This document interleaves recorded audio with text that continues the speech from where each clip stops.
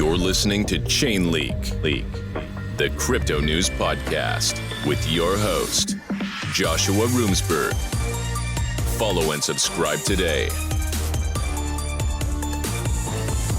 Welcome to the ChainLeak podcast. I'm your host, Joshua Roomsberg.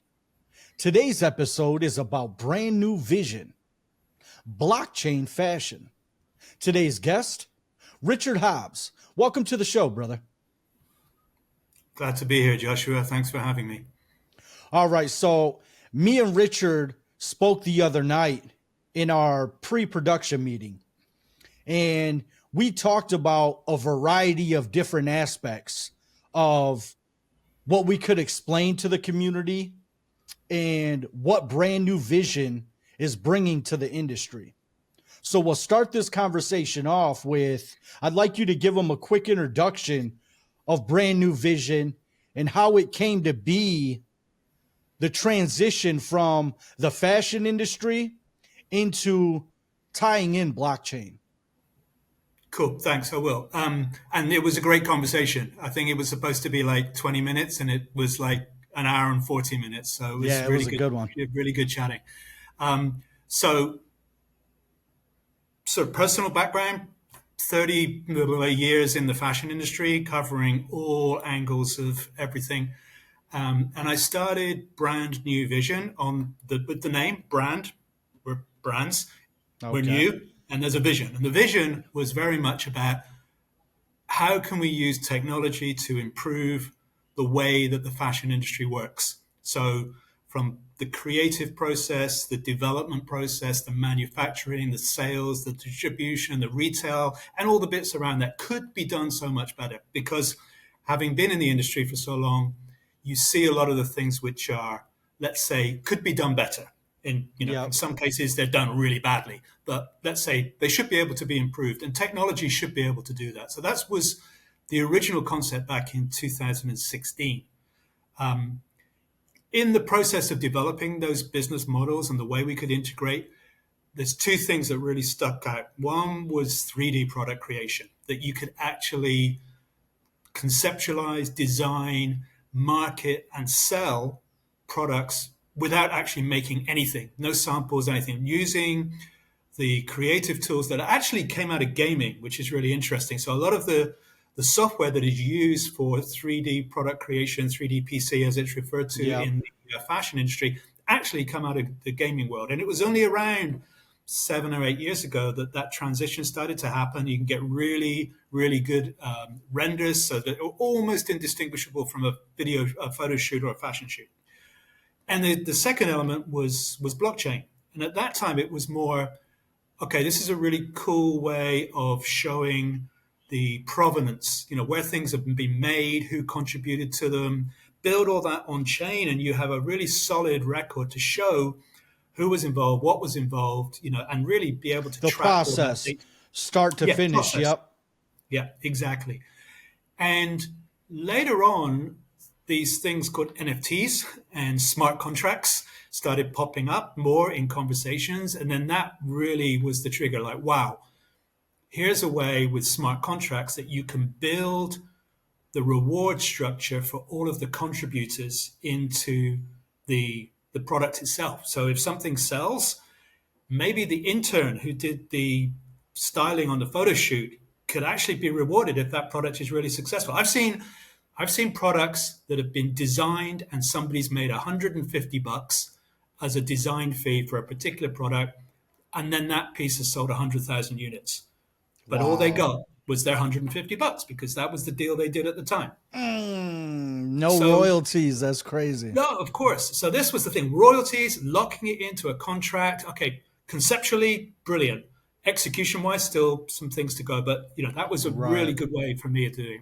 And then the other element was, like I say, ownership, NFTs. Oh, wow, here's a way. Let me stop you there. For the way, like you just described, that creative designer only got $150 in that example, is that the way the fashion industry works?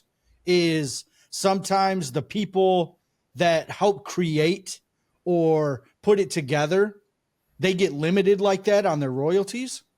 It wouldn't even be a royalty. That would have been maybe a freelance designer. So I would come in as a freelance Okay. designer, Yep. and I would say, some brand would say, look, I need 6 jackets, but design me 10 and I'll choose the best 6.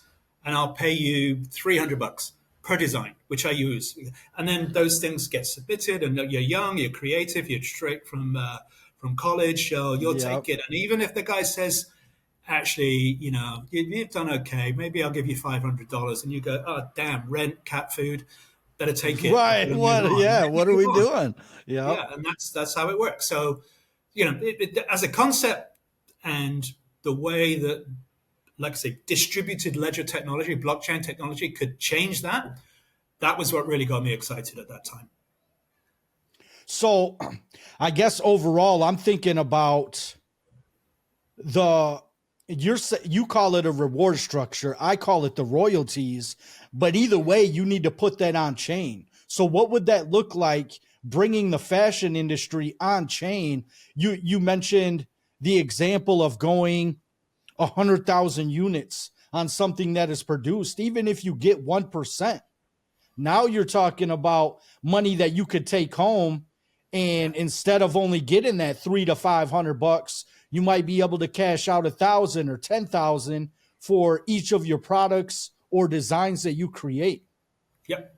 And obviously that's when you're talking about physical product and putting Yep. physical product on chain. And I think most brands, most designers are still nervous and reluctant because that would change the mechanics. It would change the dynamics of the industry. But I firmly believe, and this is the reason we really pitched in and went all in on BNV, Brand New Vision, was that at some point in the future, people will be buying digital products, and they Yep. will be wearing those and collecting them and trading them. And there will be all sorts of things that you can do with them. You could style them, you could restyle them, you could customize them. You could then sell those on. You could earn your own royalties on top of the brand's royalties for working with that. So that will only happen when there's use cases for that to take place and a currency that enables that to happen. So I had this idea for a smartwatch designer for smartwatch faces. I'm wearing a smartwatch here.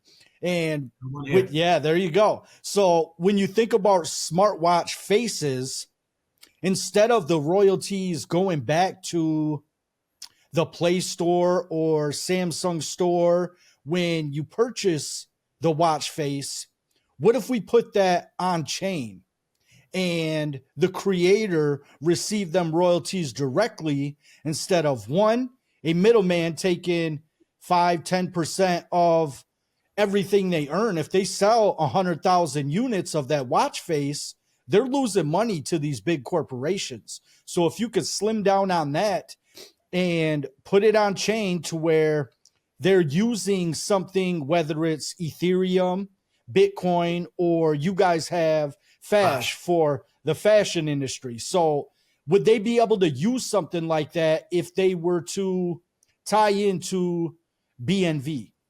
Absolutely. So, you use the percentage, 30% on Apple, right? 70% on places like Roblox, goes to the platform.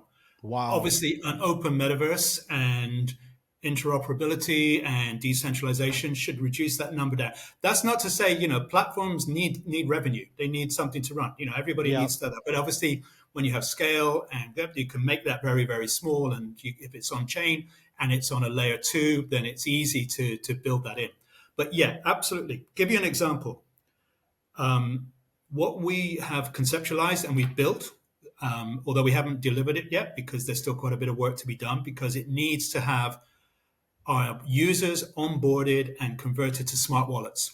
And this is an important part of this one, because if we need millions and millions of newbies. We need Web 2 people coming into Web 3, and they're not going to do it, like I said before, if they need to write down long seed phrases and stuff. It just has to be seamless and smooth. Smart wallets, eventual chain abstraction, that will be the key for this one. Once what we've created is a vending machine, right? And everybody understands the concept of a vending machine. You have you can select it. It's digital. We have an actual version as well, which is a 55-inch TV with touchscreen and a big GPU behind it.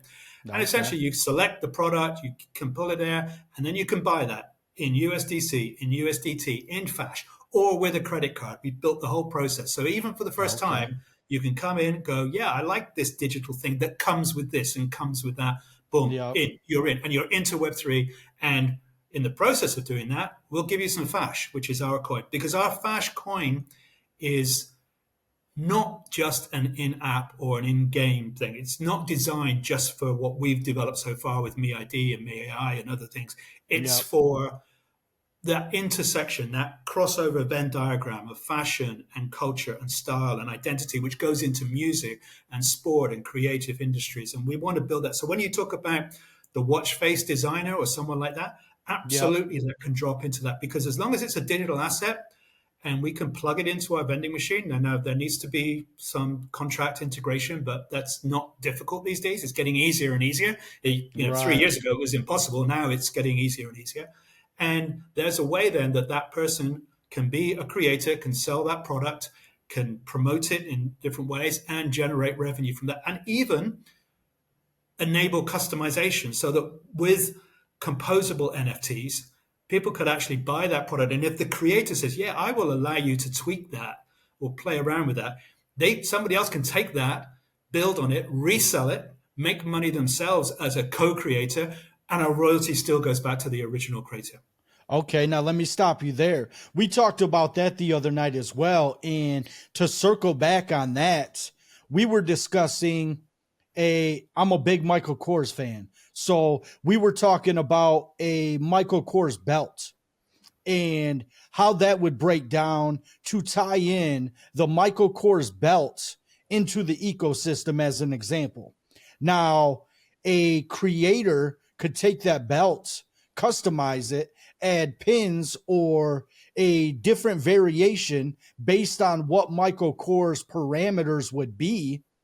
And as long as you stay within the parameters, you can create an alternative version and resell that on the market. The original creator, which would be Michael Kors, would receive a percentage of your creativity rights because they created the original. And then you, as a creator, get a percentage of them rights. And you can sell alternative versions of the asset you create. I thought that was really unique and something that a lot of creators would like to get involved with. Yeah, this is a concept that we developed literally 2.5 years ago. This is something that could be Okay. really, really cool. But to get brands at that time to understand that, it's not easy, It's going to because take brands time, are right? very protective of their DNA, of their aesthetic, and who they allow to design and create. So we've done a few tests and projects with, let's say, more adventurous brands. We have done a Okay. project with Michael Kors in the past, actually, with the CFDA. So Wow. there's a one of one dress that we did for Michael Kors out there at the moment. But Okay. yeah, so this is the idea. And remember, the difference is, like, I use an example, right? I could go into, I'll use Ralph, right? Because I like Ralph. You like Michael Kors. I'll use Ralph. All I right. can walk into the Ralph Lauren store and I can buy a plaid flannel shirt. And as soon as I cross the door, I can rip the sleeves off. I can paint an anarchy symbol. I can put safety pins on it. Yep. And nobody can stop me. Nobody, I might be a little bit upset. And I can sell that on my market stall, in my Etsy, or to my friend or whatever. So, Right. I paid $100 for that one. I spent $50 on the bits and pieces and my time to co-create it and Customizing do it. that. Yep. And then I sold it for 200, yeah, to my friend or to somebody who came along. So, yeah, brilliant. I've made $50. Ralph doesn't get anything extra. In fact, he might be a little bit pissed off because it's not really what he liked.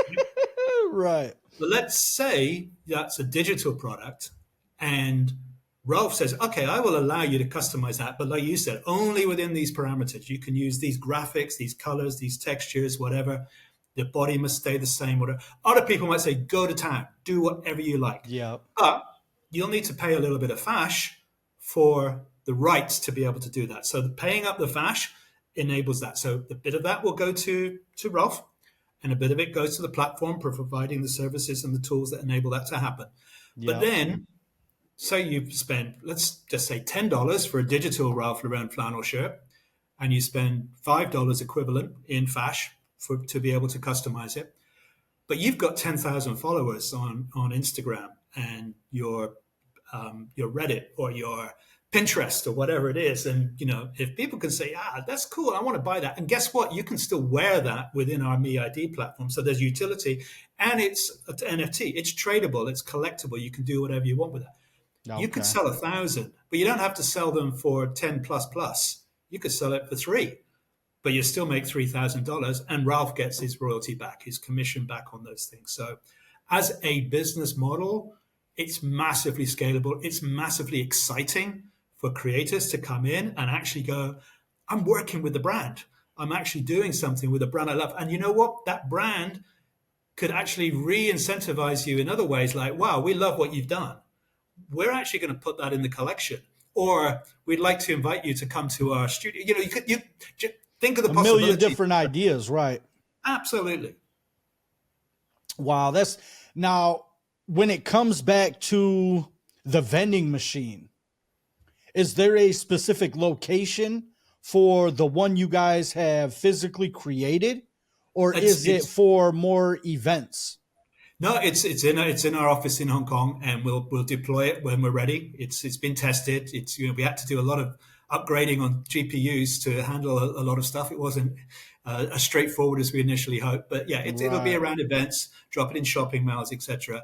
But it's a version of the actual vending machine can be dropped anywhere. It could be dropped on your website. It can be dropped on a retailer's website, dropped on a brand's website, and we can fill the content from remotely. So, for example, if you're running a traditional fashion business, you're going to have a centralized warehouse that receives all your stock. You're going to have distribution centers. You're going to have wholesale partners. They're moving stock all around before it gets to retail and e-commerce and all of this juggling that takes place.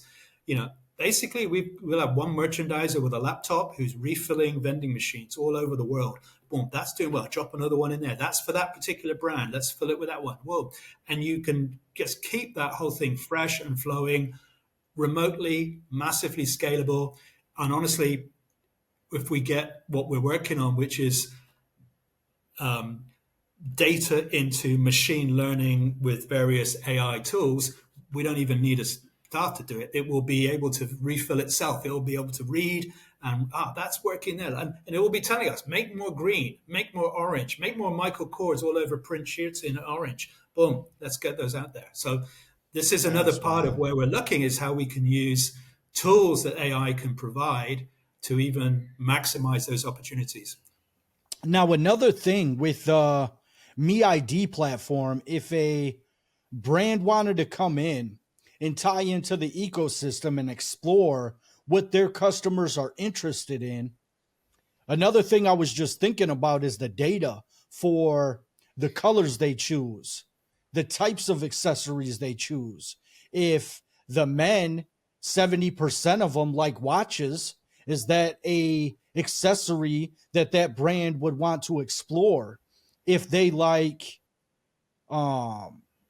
short sleeve button-ups versus long sleeve button-ups, they could look at the numbers on what the customers inside the platform are looking at to observe what their customers want more in a digital sense, but it could transition into what they want in their storefronts.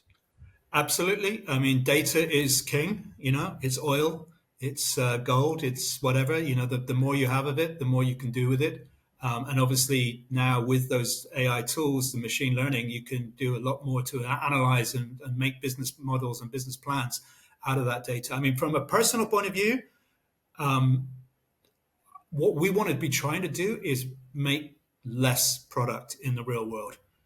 I don't know if you've seen that instead of the Netflix waste. Yeah, the By Now, the most recent Netflix documentary, and there's been various things that have come out over the years. I haven't checked that out, but I'll check it out tonight. You need to check it out. I highly recommend it.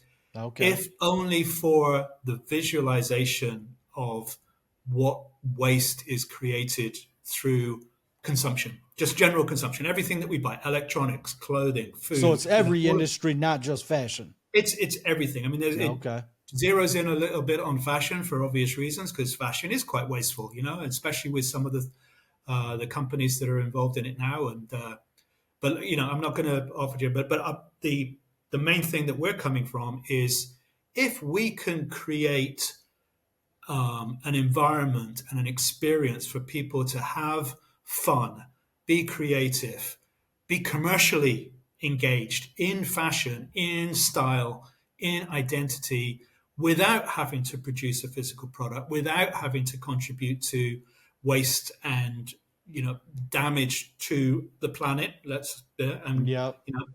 mean, I've been in the fashion industry for 35 years, so I've got a lot on my shoulders for things that I've done over that time in terms of producing product. And part of what we're trying to do here is make a difference, make an impact. Because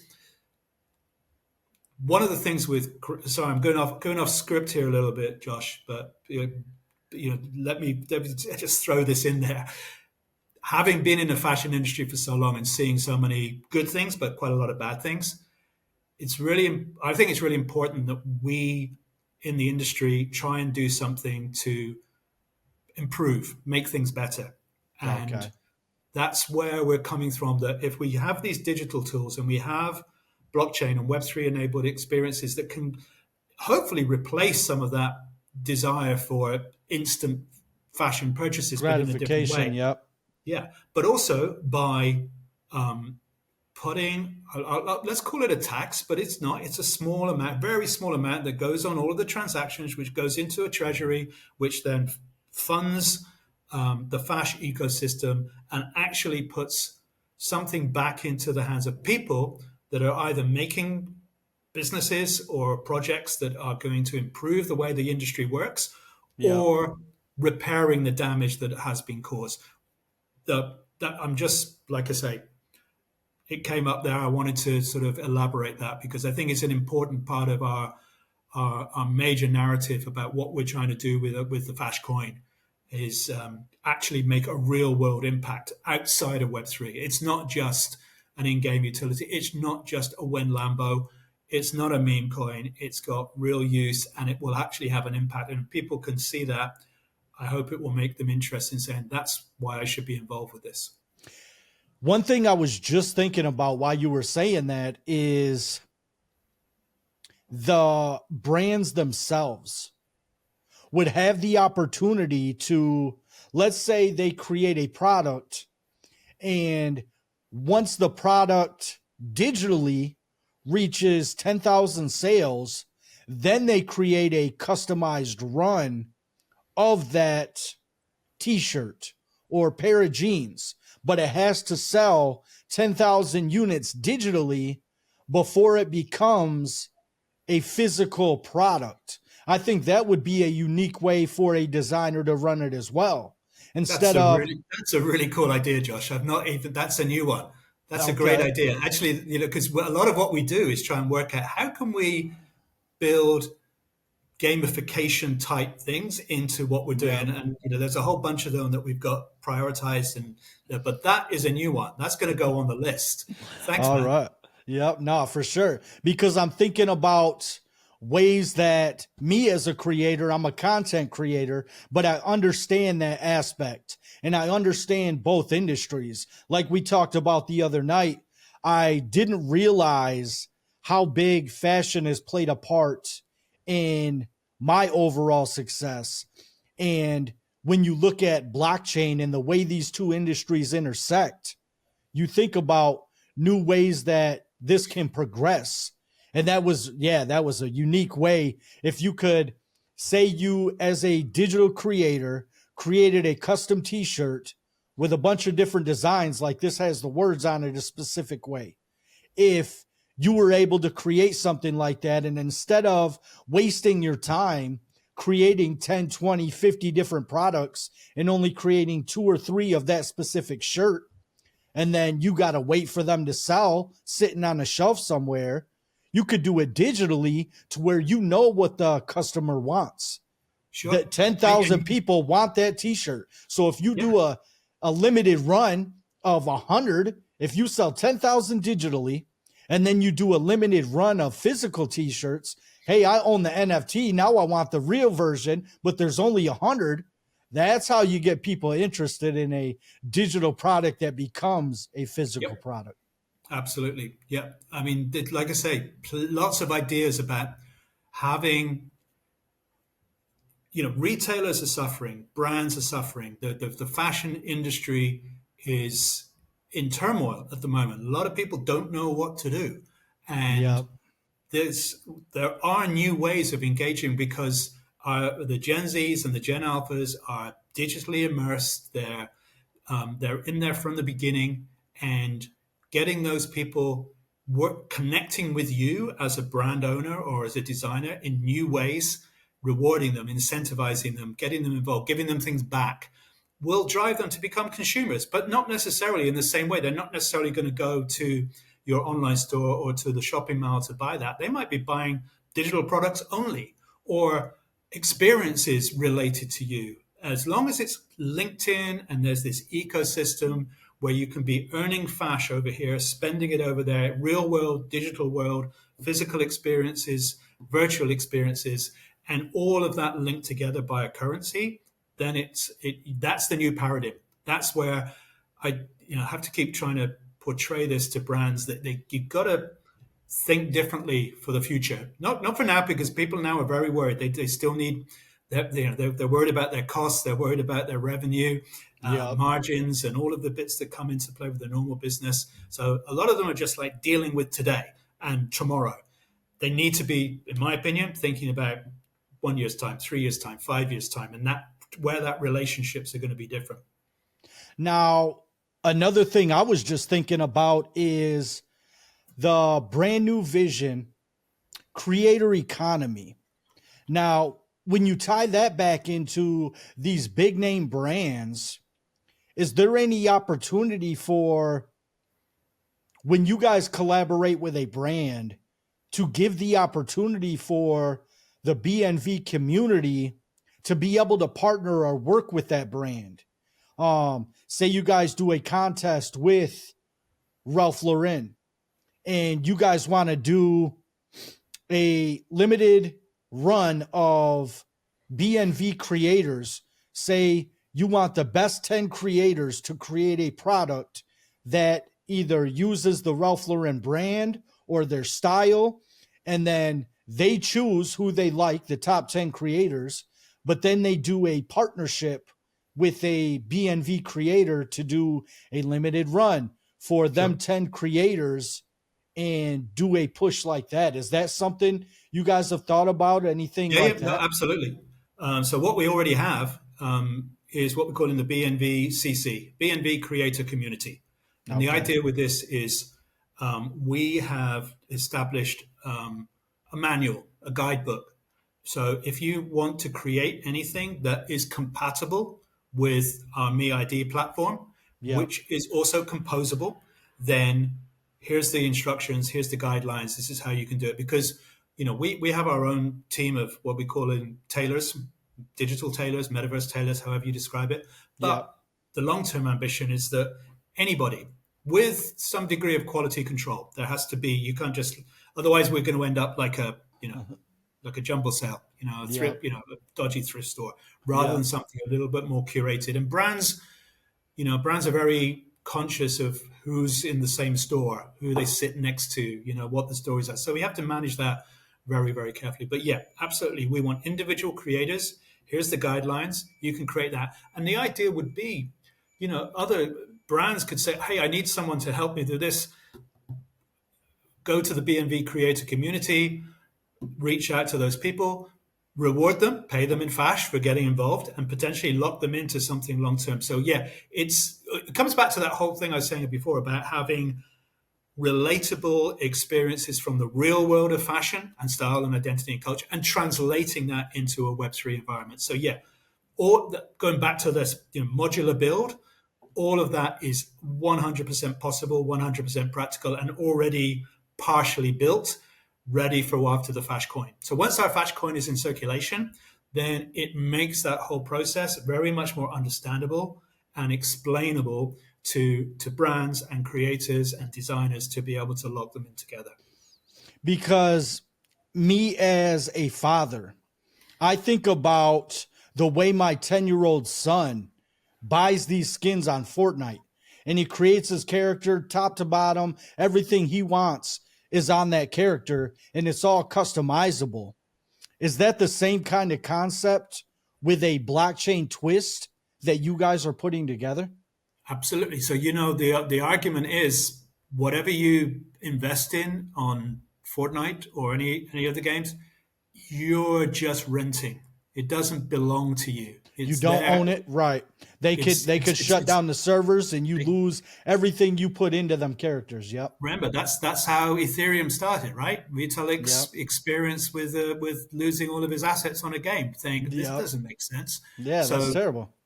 the whole concept of an open metaverse and blockchain data, that's the key. So the issue has probably been for the last few years, there's been a lot of fashion related NFTs that have been created, minted, delivered, sold with very little utility. Okay. And, No platforms to tie into. Like, that's another thing. If these NFT creators were able to tie into a PS5 or Xbox game, they would have more usability for their asset. Right now, they're sitting on a metaverse somewhere that most people in the world are not even checking out. So Yep. you're buying a product that nobody is using. just to give you some idea of the scale of that. So in the last 3 months, we've been doing what we're calling our season zero. And the season zero is our claiming and airdrop and contest reward to basically start distributing FASH to the community. And one of the things that we did, we worked with a company based out of Slovenia, of all places, who had basically, blockchain is open, remember? It's permissionless. So you can go in and see what's out there and scour it. So what these guys had done had gone through basically every fashion-related token that had been issued, NFT, over the last few years on Ethereum and on Polygon in the main. So that was going from things like artifacts, which people will know, eventually bought by Nike, lots of things that they've done, and things like Gucci and Lacoste and Michael Kors and various other brands, Coach, Yep. that have issued things, and basically analyzed those wallets and graded them based on things that they contained and how active they were. And there was 1 million wallets, just over 1 million wallets that had digital fashion assets in that related to either virtual worlds, gaming, collectibles, etc., under these various names. Wow. So there's a lot of people that have touched digital fashion in the last few Interested years. in the intersection. Yep. Absolutely. And remember, and I can tell you for sure, 93 point whatever percent have forgotten, or they don't know where those are and what they are. So the ones that we've engaged with is about the 6.5%, 7% who came to our site, claimed free FASH because we didn't want to put FASH out there to any farmer to come and be able to pick up. We wanted to give it to people that had an affiliation or a connection to fashion, and that was there. So, there's a huge amount of potential out there for those brands to reignite those assets, and that's what we've been trying to create. A lot of people just said it's not working, move on, forget about it. And we said, no, it's there. Those assets are there. They're on chain. They're in somebody's wallets. They belong to someone. They may have paid nothing. They may have paid a lot of money, but what we've even created is we haven't sort of officially announced it yet, but a consignment store for digital fashion. Okay. If you've got something in your wallet that you can't do anything with, send it to us and we'll give you some FASH in return. And if we can then sell it later on because we built some, then you can get something out of that as well. Taking those elements of real world fashion activity and putting it back into blockchain enabled experiences. Earlier in the conversation, we mentioned sports and entertainment and how that ties into the fashion industry. I just had an idea for athletes.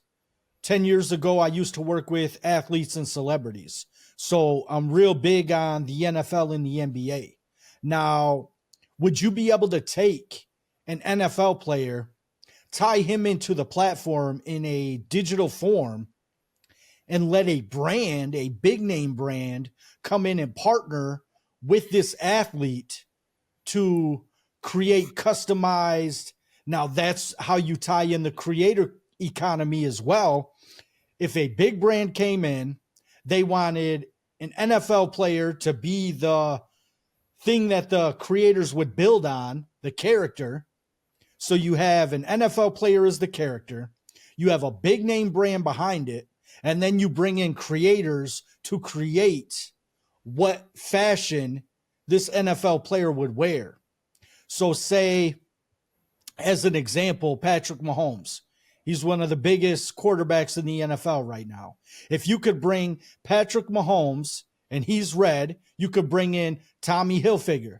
They have red in their branding, so you could tie that into Patrick Mahomes. Now, if Patrick Mahomes was the character on the platform, what would it be? The MeID platform?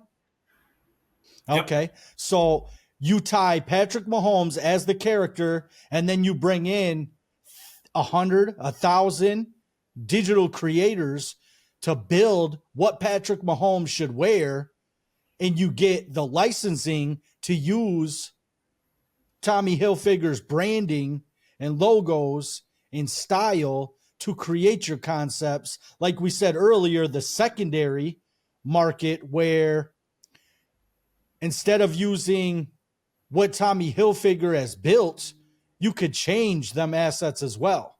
And you could customize the assets themselves to be personalized to you as a creator. I don't know.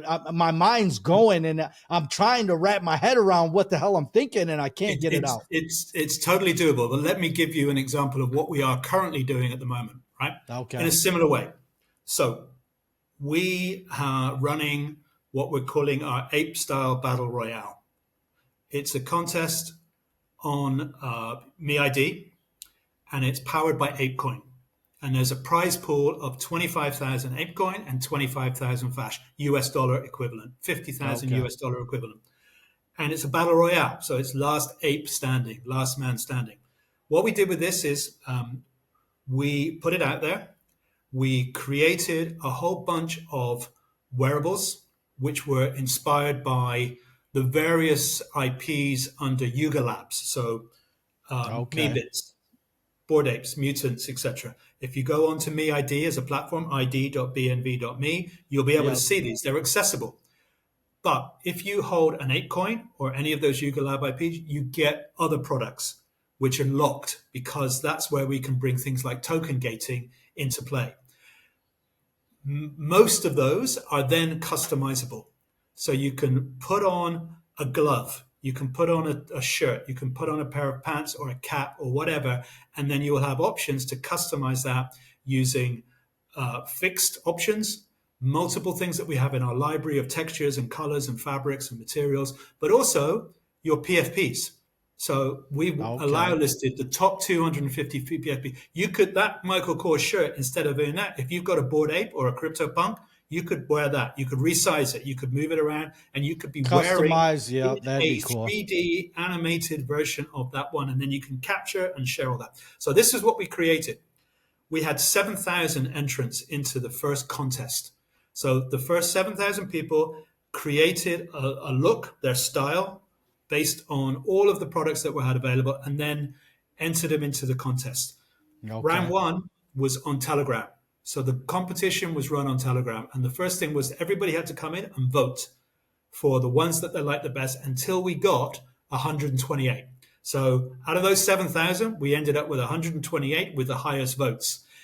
Everybody voting was able to earn FASH points in the process of doing that. Everybody who played the game was earning FASH points for that. So the people in the community helped you guys choose who was going to win. Exactly. And it's all done through Telegram. The beauty of the Telegram mini app ecosystem is great for onboarding people into Web3 and for building these apps and contests. So we went from 128 to 64 to 32. We are now at the next round of 32 people. So there are 16 head-to-head matches. You can come in and you can choose who you think has the best look, who you think has the best flex out of those styles. So all our creators at the moment, the final 32, are this weekend supposed to be, by the end of the weekend, submitting their final designs. Then we do the draw, who gets to play against who, and then we release those contests over the next week. So every day there'll be a couple of contests until you get down to the next round, which will be the final 16. But people can come in and they can select which one they think is going to win and then stake their points. So I've got 5,000 points. I think this one's the better one. I'm going to put 5,000 on that one. And if that one wins, you double your points. Okay. And those points are then later convertible to FASH coupons, which can then be redeemed for FASH coin post TGE. So these are different ways that we can, if you take Ape Coin as Tommy Hilfiger, if you like, that's one example of how we do it. And we've got different ways that we can build that, but it's a way that you can have a game, what we call it the game of style, and it's run through the app. I think that's better than Battle Royal, because when you said that earlier, I'm thinking, what are we going to have? Two designers in here fighting each other like that? But the Battle of Style, that sounds way more clean, more professional. I like that a lot better. Yeah. So the idea is that when we get down to 8, there will be some judging. So the community is taking it from 7,000 to 128 to 64 to 32 to 16 to 8.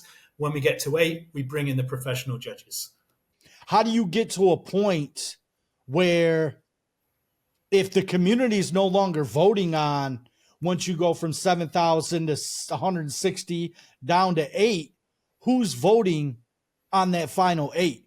Is it a big brand? Are you guys bringing in big brands, or is it part of the BNV Foundation? There's a number of options. The one we're going to be applying with this one is what we've got is the BNV 100. And those are members of our foundation. Okay. And they're a mix of people that come from digital fashion, physical fashion, creative industries, technology, gaming, and blockchain enabled. There's a whole variety of people. If you check our socials, you can see who those people are. And they will be the judges for competitions like this. But for example, if we were running it with a brand, we'd be looking to get the brand creative team involved in the decision-making process.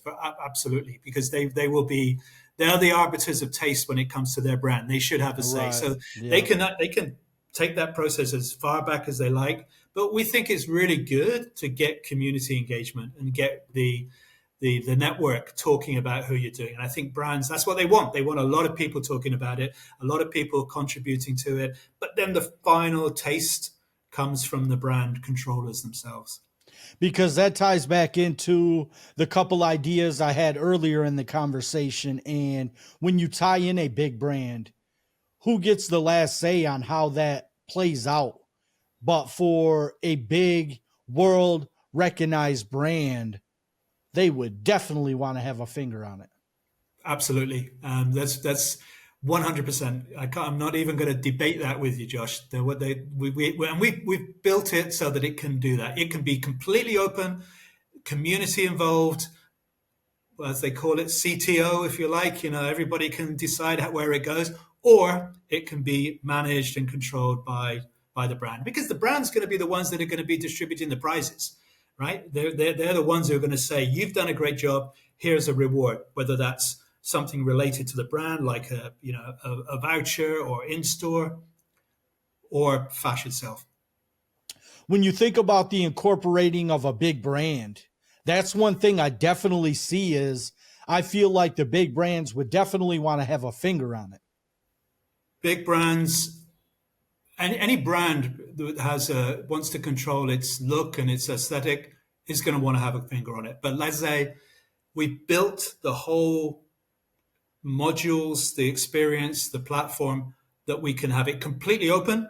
Like I say, anybody can come in and go crazy, or we can have it very controlled. So big brands can come in and say, these are the parameters that we want to work with, and I'm going to decide who gets what at the end of the day. Or it can be completely community determined. The community can vote, the community can decide the reward. So we built it so that it can cover top to bottom, multiple options.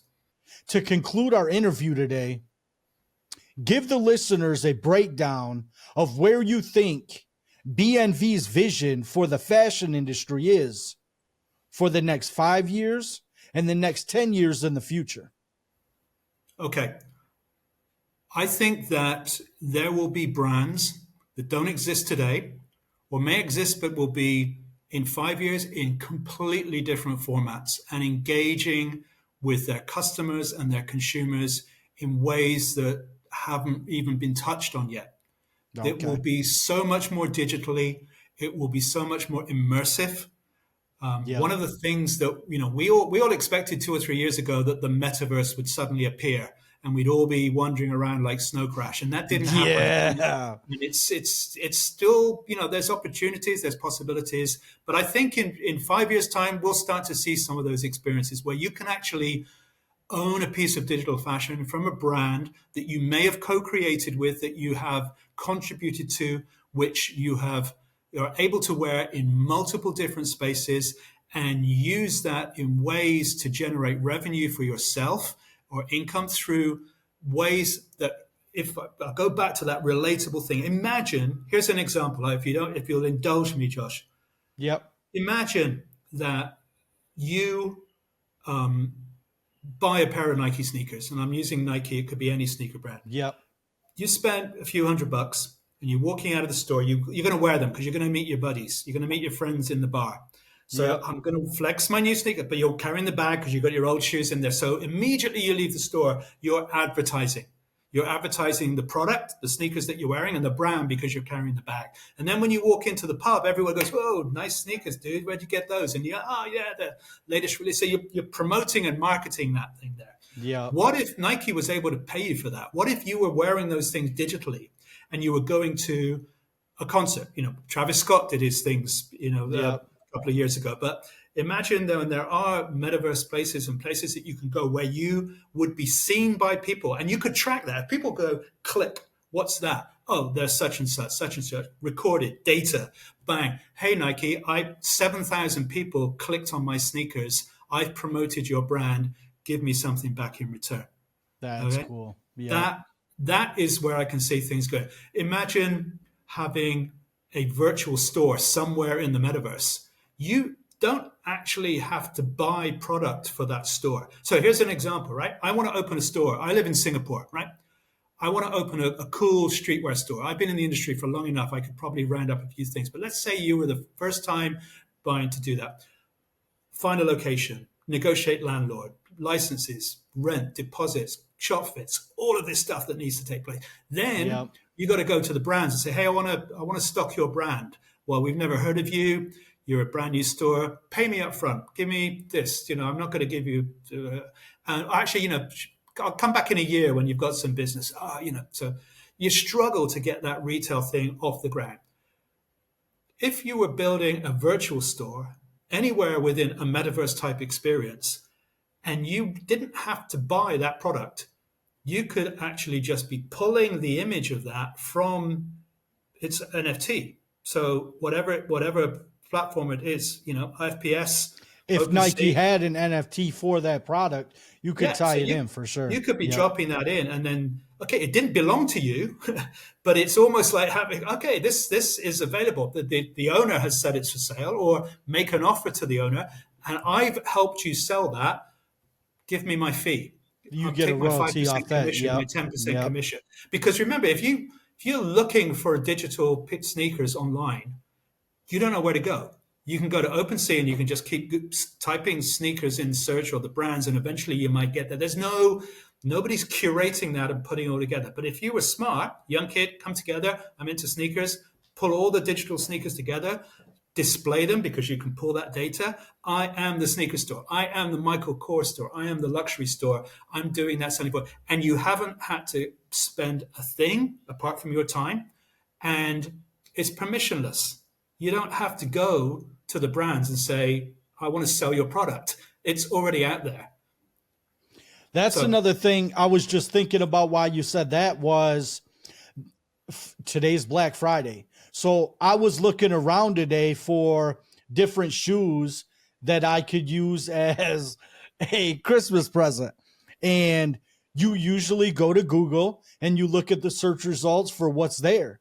Now, Google gets a percentage of the advertising for the products that they are going to sell. Then on the flip side, all of them different websites are different sellers. So whether it's Nike, whether it's Amazon, eBay, whoever's curating those sneakers that were for sale, you have different sellers, and then you have the platform that's curating the data.